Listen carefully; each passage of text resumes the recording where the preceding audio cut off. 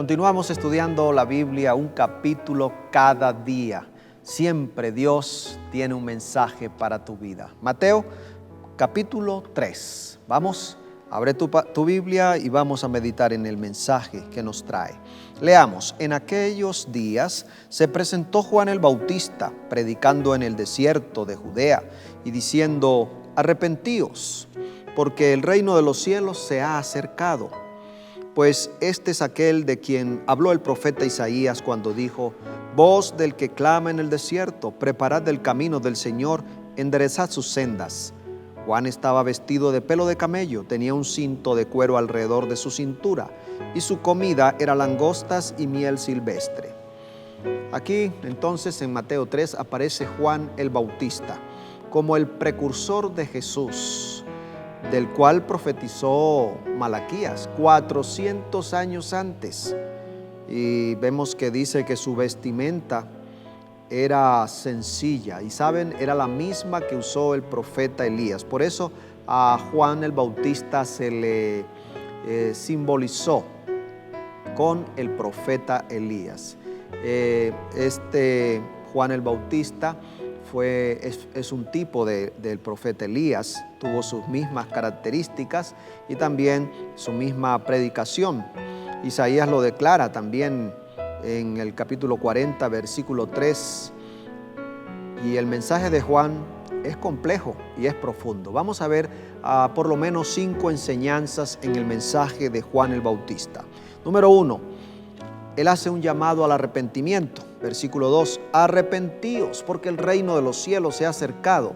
Está haciendo un llamado al arrepentimiento y esto lo pone en la línea del profeta Elías, quien confrontó al rey Acab, a Jezabel, a los profetas falsos y a todo el pueblo de Israel de aquella época al arrepentimiento. Número 2, el reino de los cielos se ha acercado, dijo Juan el Bautista. Implica que el cumplimiento de la profecía había llegado. Cristo Jesús ya estaba en la tierra y con él entonces vendría el reino de la salvación y del juicio para confrontar a todas las naciones de la tierra. Una tercera lección está en el versículo 7, dice, al ver él que muchos de los fariseos y de los saduceos venían a su bautismo, les decía, generación de víboras, ¿quién nos enseñó a huir de la ira venidera? La ira venidera. Versículo 10. Además, el hacha ya está puesta en la raíz de los árboles, por tanto, todo árbol que no dé buen frutos es cortado y echado al fuego. Este lenguaje nos da a entender un mensaje de juicio, un mensaje de justicia. También en el versículo 12 que nos dice, su aventador está en su mano para limpiar su era, recogerá su trigo en el granero y quemará la paja en fuego que nunca se apagará. Hablando, recuerden ustedes que ya hemos hablado sobre el infierno, que no existe, que este fuego que no se apaga, hablando del fuego de Dios, fuego eterno, que tiene duración hasta que haya materia que quemar. Pero vemos entonces que esa expresión me llamó la atención, la ira venidera. Por esto él llama al arrepentimiento, Juan el Bautista llama al arrepentimiento porque viene ese juicio, viene el momento de la justicia y debemos dar frutos en armonía con el arrepentimiento que hemos experimentado. La otra lección que encontramos es la inutilidad del abolengo religioso, versículo 9. Y no penséis decir dentro de vosotros mismos, a Abraham tenemos por padre, porque yo os digo que Dios puede levantar hijos a Abraham, aún de estas piedras. Juan el Bautista declara, mire, ustedes no se confíen, no crean que por su herencia religiosa se van a salvar. No podemos nosotros creer que porque pertenecemos a una iglesia X, podemos entonces tener ya la garantía de la salvación, ¿no? Porque nuestros padres o ancestros fueron pioneros especiales en algún camino religioso, entonces tenemos asegurada la salvación. No hay seguridad en el abolengo religioso, les dice Juan el Bautista a los fariseos, saduceos y a todo el pueblo. Y en el versículo 6 dice, y eran bautizados por él en el Jordán confesando sus pecados. La confesión y el bautismo aparecen aquí como elementos importantes, trascendentes en la vida de nosotros los seguidores de Cristo. Y el bautismo de Jesús se presenta en los versículos 13 al 17. Entonces Jesús vino de Galilea al Jordán donde estaba Juan para ser bautizado por él. Pero Juan, ¿recuerdan este relato? Juan se le oponía. Señor, yo necesito ser bautizado por ti y tú vienes a mí. Pero Jesús le dijo, mira, tranquilo, deja que así conviene que se cumpla la palabra de Dios. Así conviene. Y entonces Juan lo bautizó y lo bautizó en la fórmula bautismal correcta, ¿no? Que no es asperjándole agua a la persona o echándole con una recipiente en la cabeza a un bebé. No, el bautismo que aquí se presenta es por inmersión, tal como dice allí que Jesús subió del agua porque bajó, fue introducido debajo del agua, él sube del agua, es bautizado y Jesús no llegó al bautismo del arrepentimiento porque Jesús estaba sin pecado. ¿Pero por qué lo hizo? Porque quería dejarnos algunas lecciones. Número 1, Jesús anuncia públicamente su ministerio en ese momento en su bautismo, diciéndole al pueblo y a Dios que Él se consagraba totalmente al servicio de Dios y de la humanidad.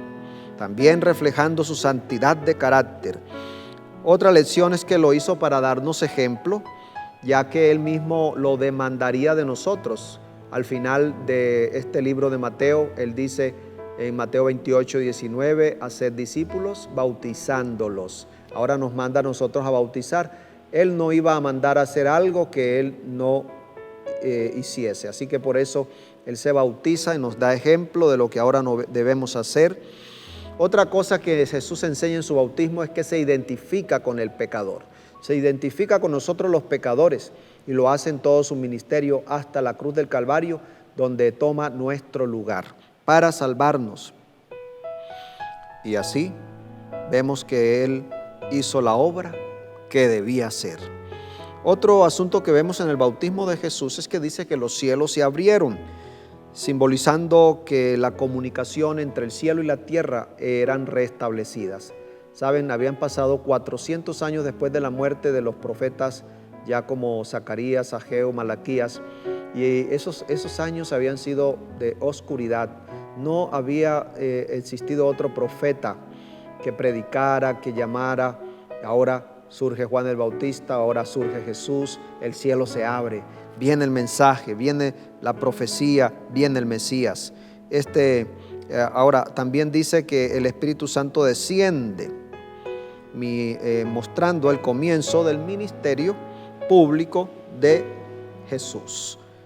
Y este es mi Hijo amado, dice el Padre desde el cielo, en quien tengo complacencia, indicando que realmente el cielo se había abierto. La expresión de este es mi Hijo amado aparece en Salmo 2 y en Isaías 42, que indican que Él era el escogido de Dios para trazar el camino hacia la cruz. Así que el Espíritu Santo no solo se apareció, sino que tomó a Jesús y siguió su vida guiándolo para cumplir su tarea de manera excepcional. Como vemos después de este momento, mañana vamos a estudiar en el capítulo 4 cómo lo guía al desierto y lo guía en todo su ministerio. Queridos amigos y amigas, en este día debemos aceptar este llamado de Juan el Bautista al arrepentimiento, buscar de todo corazón, con sencillez y humildad al Señor, para que Él pueda abrir el cielo para nosotros también y pueda expresar esa palabra: este es mi Hijo amado, esta es mi hija amada, y el Espíritu Santo descienda sobre nosotros para guiarnos como guió a Jesús. El Señor lo ha prometido, estará con nosotros, pero si hay alguien que me escucha y no ha entregado su vida a Cristo, Jesús te dejó el ejemplo de entrega a través del bautismo, ese rito hermoso que tú puedes también practicar. Muy bien, quiero invitarte para que hagamos una oración Dios, gracias te damos por tu palabra y en este momento te pido bendigas a cada persona que está escuchando, mirando este video. Y si hay alguien que no se ha entregado a ti, hay alguien que necesita tomar ese paso de transformación, ayúdale, oh Dios, y que lo pueda hacer ahora y no mañana cuando puede ser tarde. Guíanos con tu Santo Espíritu en este día. En Jesús lo pedimos. Amén. Que Dios siga bendiciendo tu vida.